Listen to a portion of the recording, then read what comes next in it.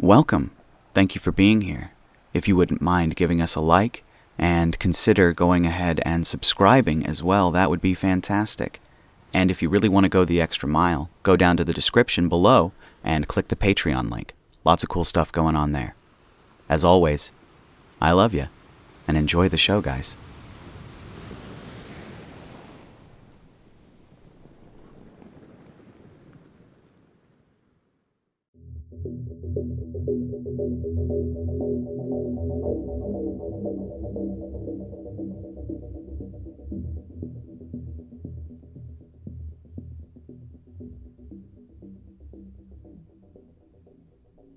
Memories of Creature 88 by user RegalLegalEagle.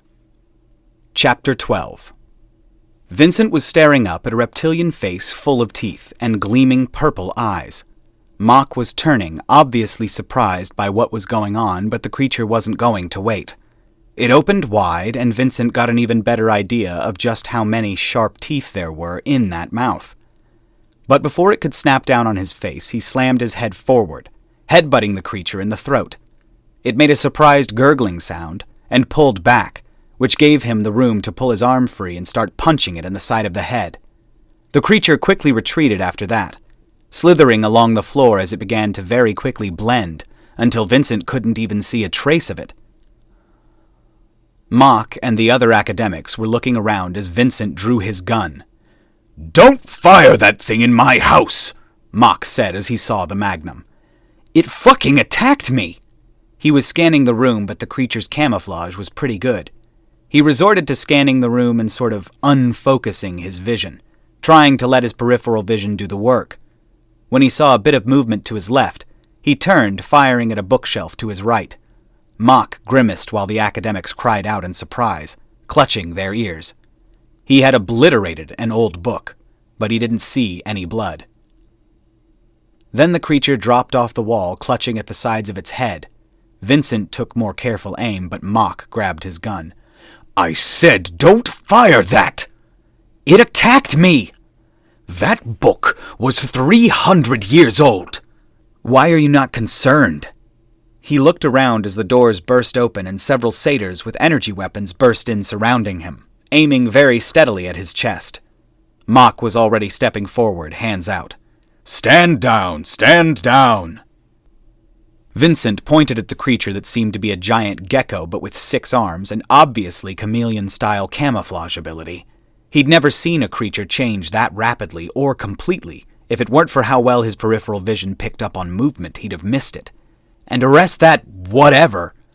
The satyrs looked from Vincent to the creature and then to Mock, who shook his head. "Don't bother." "Why the fuck not?" Vincent growled before the creature finally started to laugh. It was higher pitched than he'd expected. Perhaps female, perhaps not.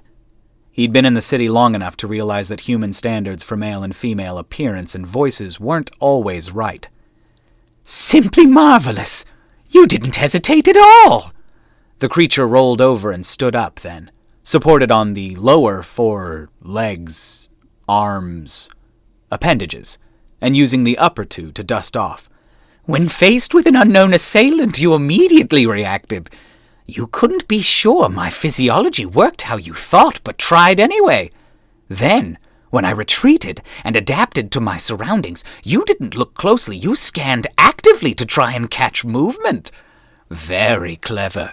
You might have shot me, too, if I hadn't arranged myself in a crescent shape. You aimed for what you assumed to be center mass. Very good. I didn't expect that weapon to be so loud, however." "Yeah, I'm glad I could entertain you," Vincent growled as he kept his gun in hand. The creature quickly approached, about the same height as Vincent while upright on the 2 lower limbs. "Such a fascinating species. It all seems so improbable. All the footage I've seen makes me believe you're the most adaptable species I've ever seen. Nothing seems to faze you. In situations that would normally cause shock or panic, you seem to immediately fight or act." To be fair, that might not be a species thing. That might just be me. "Oh, how interesting that your species has variances in survival instinct.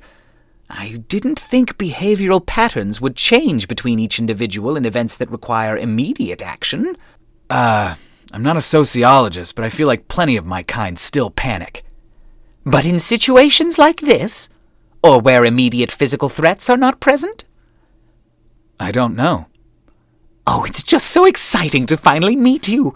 I believe this is your traditional greeting? The creature extended a hand toward him, and he holstered his magnum, reaching out to give a handshake.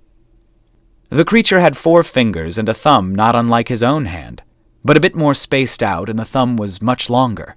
But then as he watched, the flesh seemed to ripple, and the smooth skin revealed hundreds of small rectangular pads, with his own hand stuck to it like it was some sort of glue. He immediately went to punch the creature with his free hand, but it was caught in the creature's other hand as well. I've disabled the use of your hands. How will you The creature couldn't finish before he drove his knee into the creature's stomach, before trying to overpower it and start smacking it in the face with the back of its own hands. So the creature let go of his hands and quickly scurried back from him, laughing as it did. Marvelous! The fuck is wrong with this thing? Vincent asked as he glanced over at Mock. This is Jerhyn. She's a psychologist and biologist. She's been assigned to study you to try and learn more about your species. She's also a Juvian shifter. They imprint on a specific topic or subject and often become completely engrossed with it. You're her imprint. So that makes her fucking insane? He looked from Mock back to the creature only to see empty space in front of him. He held still and noticed the satyrs were looking at a spot just in front of him, so he reached out and felt the creature's face squeezed between his hands. She pulled back and dropped the camouflage before giggling like a maniac. Brilliant! Seriously, what the fuck is wrong with this thing? Juvians are incredibly curious creatures, and with their imprinting they're some of our finest specialists. She's young and understandably excited. This isn't being excited, this is being insane. He watched her lean forward, getting close to him again before taking a deep breath as if trying to get his scent. They're a bit eccentric, I'll admit, but I assure you she's very knowledgeable. I should introduce you to the others, however. He nodded at the satyrs. You're excused.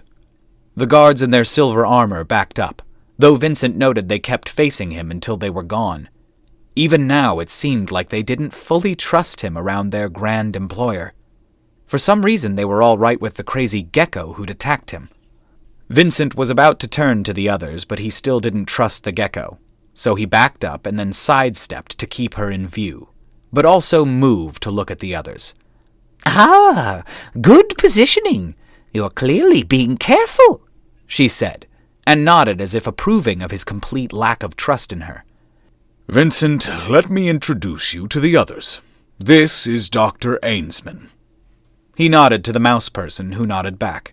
He's an excellent organic chemist. While I don't think he's too pertinent to the discussion on memories, he might be able to shine some light on the matter of the black blood.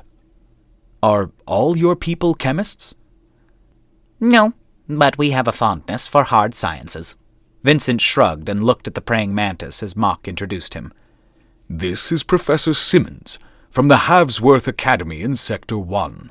He specializes in data storage and communication systems. He's the one who set up your syncing system. However, he's been working closely with Latu here. She's the one who figured out how to read the black boxes and even make new ones. Vincent nodded at the two. A little surprised, the stone-faced linebacker was the tech genius. He worked hard to stop applying human stereotypes to Xenos, but it wasn't easy. No fancy title? I'm just a student. The gravelly voice that came out of the stone head, however, matched what he'd expected perfectly. Sounded like she ate rocks, and with what looked like a stone face, maybe she did. It's really the professor you should thank. Nonsense, Latu. I never would have figured it out without your help. Creating the sync transfer system would have been impossible without your breakthrough. The praying mantis sounded very raspy and faint, as if he were talking through a bad phone connection. I don't think you need to talk that loud, Professor, Mock said with a chuckle, but Vincent arched a brow. What do you mean? I could barely hear him. He looked up at Mock and then back out at the praying mantis before leaning a little to look past the Zeno. Wait, where's the crazy one? Next to you! He jerked away from the sudden appearance of the gecko next to him as he cursed. His ears are very curious. The audible range is surprisingly small, but this does have an advantage. He saw some sort of pouch expand from her throat, and then Mock and the others groaned and clutched at their ears, or in the case of the praying mantis, dark spots on the side of his head. I don't think a demonstration is necessary, Mock growled out rather loudly before she stopped doing whatever it was she was doing and the pouch receded. It's very curious. All species have a tone or frequency that effectively disables them. I can't find one for him. The theoretical sounds or frequencies would just deafen him permanently, or temporarily, and I suspect that wouldn't disable him but enrage him. Yeah, I'd be pretty pissed off, all right. But there are plenty of sounds that hurt my head. Yes, but I'd theorize that while it hurts, you can push through them or ignore them with some concentration. Probably, I guess. Not to mention how wonderfully you survive losing limbs. She leaned close and reached for his arm, but pulled back as he reached for his magnum. I wasn't going to cut anything off. But I've seen the recordings. On a number of occasions, you've suffered wounds that would send most species into shock. You experience obvious pain, but you continue. You can literally press your body into action right up until the end. I've seen it. It's marvelous. She practically swooned, it seemed. Freaking me out, lady. He looked back to Mock. Does she have to be here? Yes. If we find more of your kind, we're going to need experts, and you're the only subject we have to observe right now. But does she have to be here? Yes. The interesting thing, well, one of many, is that if I'm correct, your brain only limits your strength based on sensation and pain. The nerve receptors are theoretically arranged in such a way that if you can't feel the pain, you could do things far beyond your perceived strength. It's bizarre and wonderful. I guess? I think that's how PCP worked. What's that? He saw the mouse lean forward with interest. I think it was a horse tranquilizer? You were still aware and alert, but you couldn't feel pain, so people would tear posts out of the ground or rip doors off cars. I mean, they horribly injured themselves in the process by rupturing their muscles, but yeah, I guess for a bit they were strong. And what was the chemical composition? I have no idea. I'm not a chemist. I didn't even graduate high school. Oh, that's interesting, the gecko said as he looked back to find her, only to spin around and see her behind him. So you're of subpar intelligence? I'll have to revise my estimates. I'm not of subpar intelligence. I failed for other reasons. Are you sure? Yes. Mock, did you drag me in here to get torn apart by your academics? He looked to the dragon, expecting support, only to see him shrug. I honestly think the Yervish were very lax in proper study before assigning you to patrol. Proper analysis requires much more in-depth interviews and experiments. I think putting up with some poking and prodding is a cheap price for the help I can provide you. Besides, if we better understand how you work, we can make you more effective. You already enjoy your sidearm, after all. Vincent glanced down at his magnum and sighed. Fine, but can we talk about the black box now? Yes, certainly. Professor? Mock looked to the mantis, who looked at Vincent and then Latu. Vincent saw his mouth move and heard some sort of squeaking, and then Latu spoke up. He wants me to speak, since he doesn't want to hurt our ears in order to be audible to you. We've only just had a little to examine the piece, but we're reasonably sure we can fix it. More importantly, it is not one of yours. The construction method is different. In a day or so, we should be able to get it functional. What's interesting is it wasn't made to withstand nearly as much punishments as yours are. With all the horrible things that you've suffered, we've only had one partial loss of function after recovery, and it was decently minor. What do you mean, partial loss? I don't remember losing any memories, or is that the point? No. You could reread it just fine. There was a problem with the transfer mechanism between memories and data. The Moai linebacker tech genius shifted, moving her hands as she spoke. The black box is nowhere near enough to hold more than 1 day of memories in compact form. You have to upload them as you view them to basically let your brain uncompress them, while it's also streamed into our data system, which is run through a direct line to the Yervish. There we have the main storage system that records your memories as they're streamed in and then stored. A master copy for each day is made, or each sync point, rather, and then limited copies can be made. I didn't ask about any of that. Oh, what was the question? What did you mean about the transfer mechanism thing? Oh, that's right. I wanted to explain the system so you'd understand. I understand nothing, he said, but the statue face continued. In the black box in question, the transfer mechanism was damaged so you could read the memories, but what was streamed to the main storage facility was garbage. I don't remember having to resync a day. That's because they didn't tell you it was garbage. This was Mock.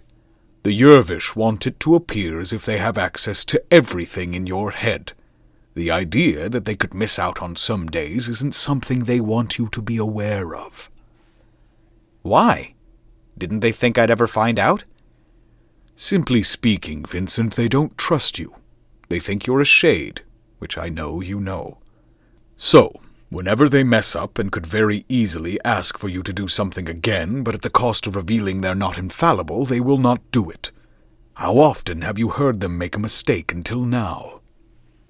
He thought it over. Never. But did you think they were infallible? No. Everyone makes mistakes. I just figured they could see and hear everything I did. Speaking of, that's all they can do, right? Yes, Latu spoke up as she rubbed her chin. Theoretically, the data also has information regarding smell, taste, and touch, but we don't have any method of communicating that data. Sight and sound is all we have. The issue is I know we're being horribly inefficient with the data, since we have to have you uncompress it before we can stream it. But we haven't figured out a workaround yet.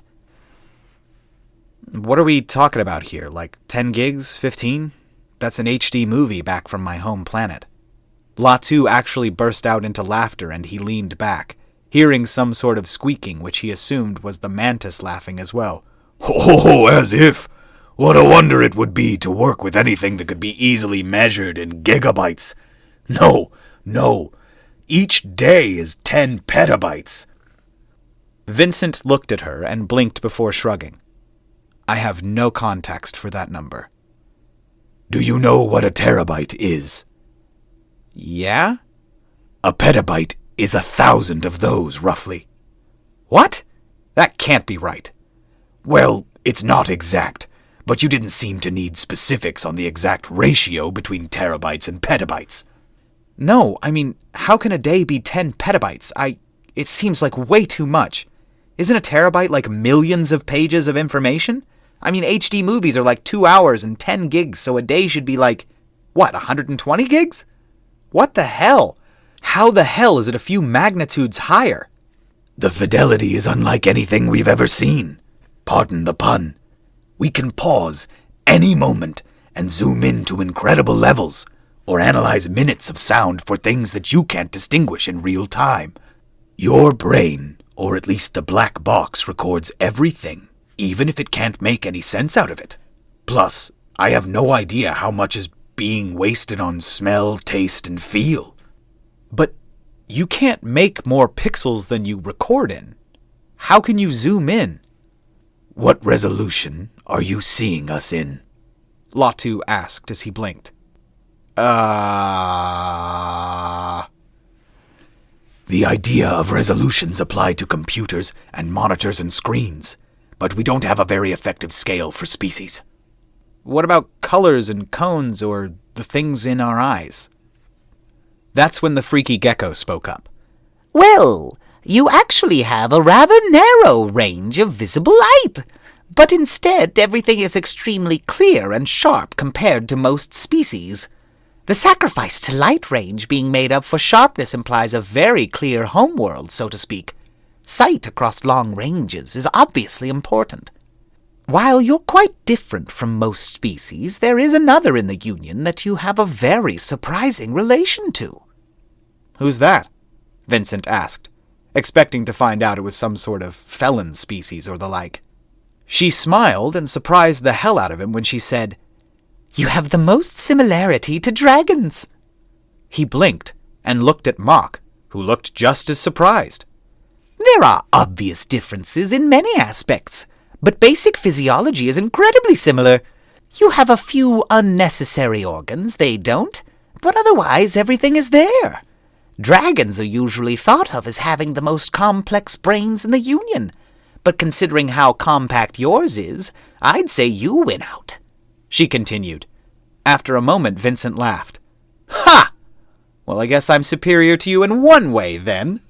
He couldn't hold back the massive grin on his face as he actually saw Mock look rather annoyed. Having a complex brain isn't a victory. The big dragon crossed his arms. Oh, what's that? The inferior-brained giant wants to argue about complexity with his superior? Mock narrowed his eyes, and Vincent actually laughed harder at how obviously annoyed Mock was about his little jibe. Then the gecko ruined it. Interesting. I've seen you provoking an obviously physically superior predator, with no regard for retribution before, but it's just fascinating in person. Is that a species thing, or just because you have copies? Vincent was about to rebuke her when instead he paused and thought it over. Actually, it's a species thing. It's pretty well known that we'll fight just about anything. Bigger, stronger, faster, more claws, poison, or anything that could kill us if we fuck up. We've fought all of it. There are cultures that have devised martial arts around using someone's larger size against them. How incredibly interesting! You have made arts out of martial prowess? And you find attacking more physically fit creatures common? How wonderfully insane. The lack of survival instincts this implies is magnificent. I think you mean to say it implies unusual survival techniques. Don't you have creatures that fake out predators? If we're willing to go fucking nuts at the drop of a hat, who wants to fight us? We used to track down these massive creatures, called mammoths, which I just realized is how we got the term. Anyway, they were huge, and we barely had spears. We would uproot whole tribes and chase them across barren tundra until it finally got too tired to run and we could kill it.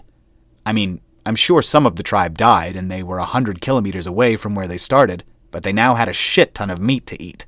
That's absurd, the gecko said with a big smile. I love it! I've been assigned to become the first expert of a race of sentient psychos. I'll never need to study anything else. You'll confuse academics for decades to come. I'll be famous. And I won't lack for things to study about you either. But the memory footage isn't enough. I'm going to need to start following you. No, you're not. I'm a detective.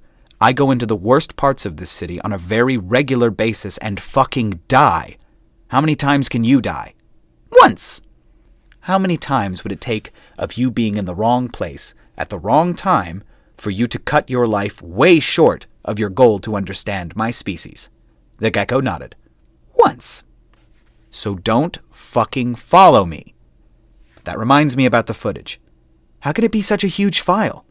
I thought I heard once that we could fit the same amount of data in one of our brains as we had on hard drives already back on my planet.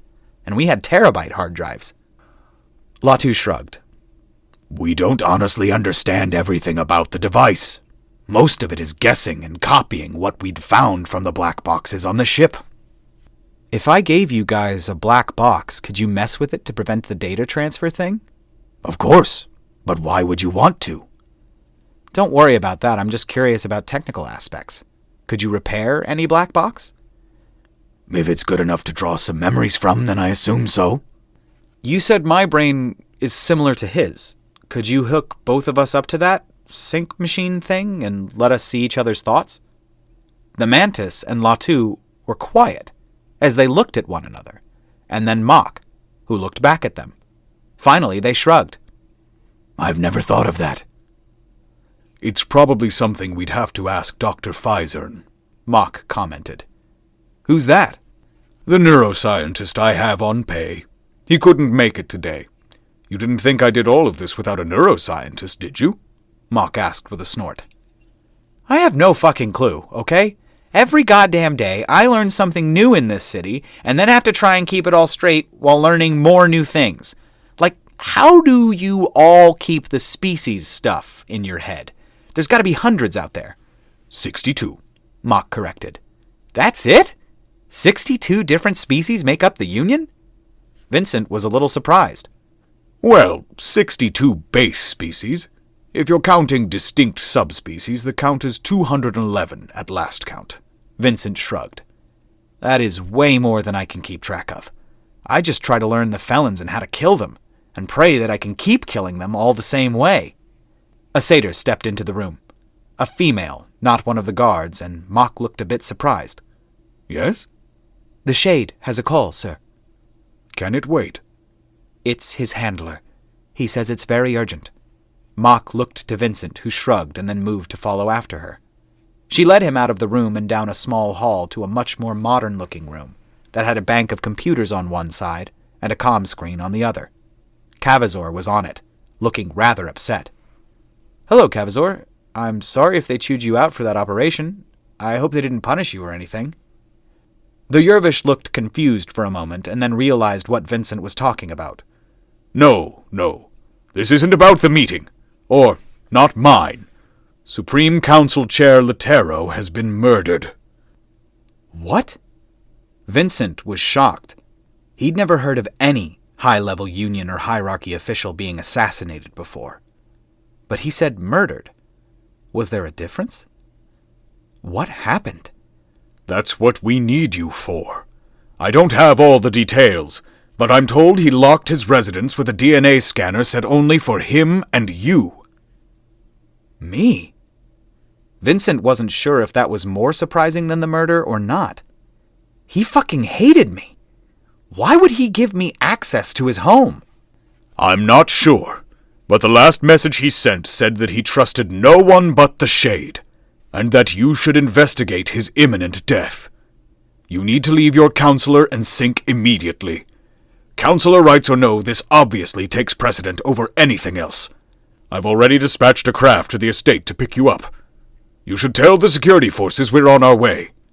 Vincent nodded as he was already starting to get lost in thought about what this meant. He ended the call with Cavazor and turned to open the door, only to see Mock standing there. I just heard. There's going to be an emergency hierarchy session. I'll have them fix the black box for next time, but I don't know when that'll be. I think your raid forced our opponent's hand. Take heart that we're getting to them. Vincent snorted. Are we really getting to them? Or are they severing loose ties now that they know we're on to them? Every time it seems like I get a new piece of the puzzle. Someone changes the picture on the damn box and tosses in a handful of pieces from other goddamn puzzles. All right, guys, that's going to do it for this one today. Thank you so much for watching. I really do appreciate you. If you would like to like, comment, and subscribe, that would be fantastic. If not, you don't have to, but drink some water, think about it, see how you feel after that, and then, maybe give it another try.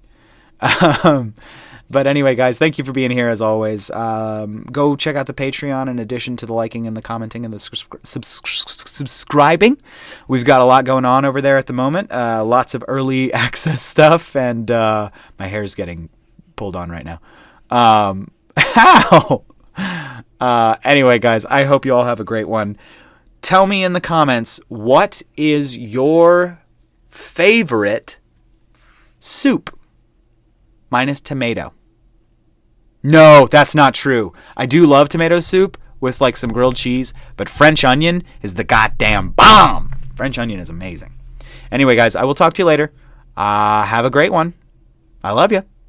Bye, y'all.